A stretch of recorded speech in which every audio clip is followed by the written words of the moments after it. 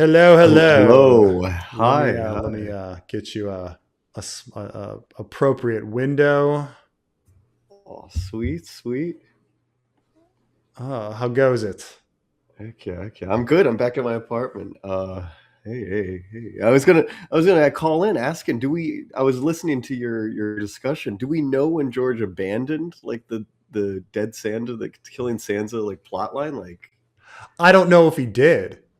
That's the oh, thing. Is he kind of his Hollywood Reporter article, which was earlier this year, said, "Oh, in the show they let Sansa. He's talking about characters that are going to live, and he's like, in the show, Tyrion has a happy ending. I don't think Tyrion's going to get a happy ending."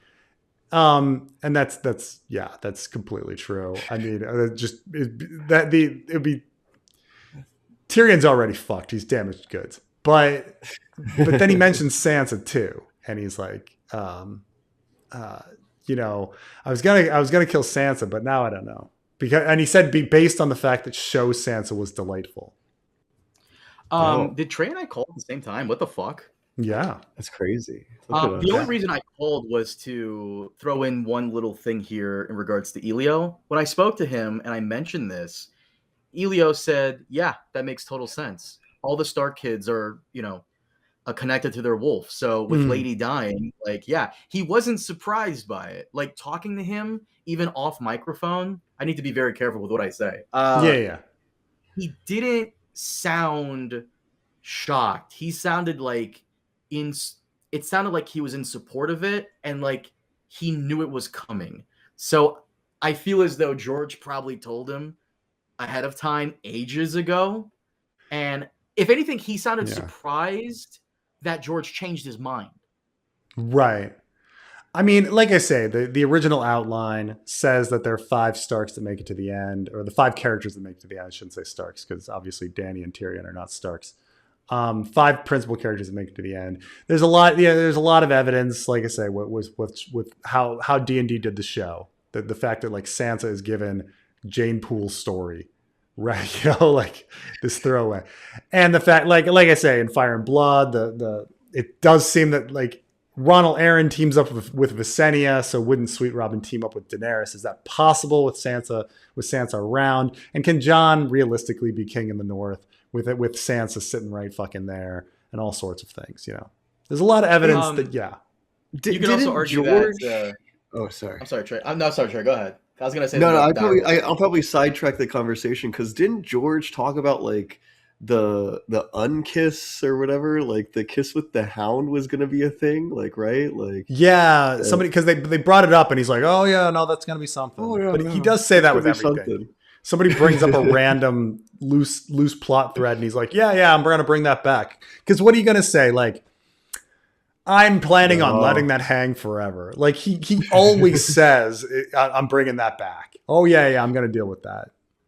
because The like show yeah, there were did like fans remain. that were like she's gonna use her telepathy, like her warging abilities to control men or something like that. Isn't that like what the fan theory is? Yeah, That's Is yeah. actually Preston brought that theory up to me like ages ago that like Sansa is okay. unusually beautiful, that it may or may not be like magic she's putting people under. You know what I'm talking about, Preston? You remember that? Charismatic rather than beautiful, I would say. That her Oh, charisma is telepathic. Like the reason that so many dudes are like fucking Sansa is because she has supernatural charisma um, from her special Stark genes. In the Or same as the sense young that like kids call it, Arya is Riz. using her special Stark genes to face change, right? And and people think that John will use a special. Well, I mean, people believe he has Targaryen genes too, but I suppose like the idea is that, or I'm sorry, Bran's special genes allow him to green see and fuse with werewoods. John's allow him to go into a direwolf. Arya's allow her to face change. The idea is that like if you're telepathically talented in some way, that it can be crafted in a different way. And so Sansa's is being crafted in charisma, like connection, that sense. rather than like, yeah. Because somebody might be Oh. like, I don't, that's a completely different ability. It's like, well, no, it's all telepathy, you know. The show did, by the way, keep in line with the whole direwolf connected to the Starks thing. At the very end, Nymeria is still alive, Arya's still alive. People are saying, well, what about Bran? He's still alive. Bran isn't really Bran anymore. So when Summer dies, you could say, Yeah, but that's just cope. That's cope to be like, is that oh, cope? yeah. Summer's dead unceremoniously, and no one No, cares. Summer is dead. What I'm saying is, in a sense, Bran is also not really there either. That's pretty much a different person. That's not really the Bran we know. Isn't everyone a different person? Isn't Oh my every God. person? We gotta talk my about God. we gotta Putin talk is a about live guy. Mando and Grogu later, because on this issue, we can. Jesus. Yeah. Oh my God. I just clicked on. I was on. This is somewhat related to the Sansa Unkiss thing. I found the quote. Like the "So Spake Martin," Yeah.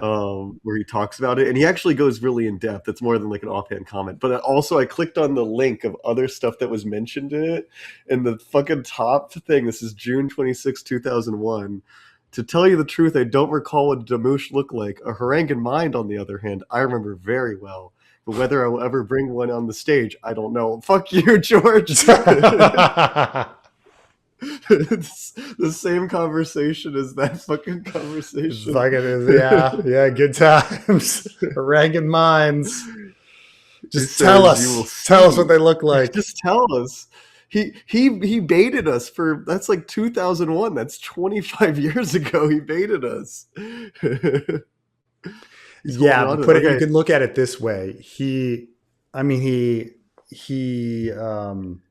stopped writing Avalon in 91. So you could say that like that was only 10 years since he abandoned Thousand Worlds. And so it has now been 25 years. Like that quote's distance to Thousand Worlds is so much closer than like to now, or even like last book to now, right? Like, oh my God.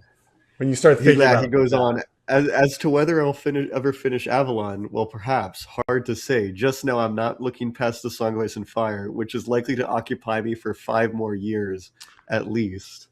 Oh, George. Five more years. 5 more years. And then in 2006, he finished the series.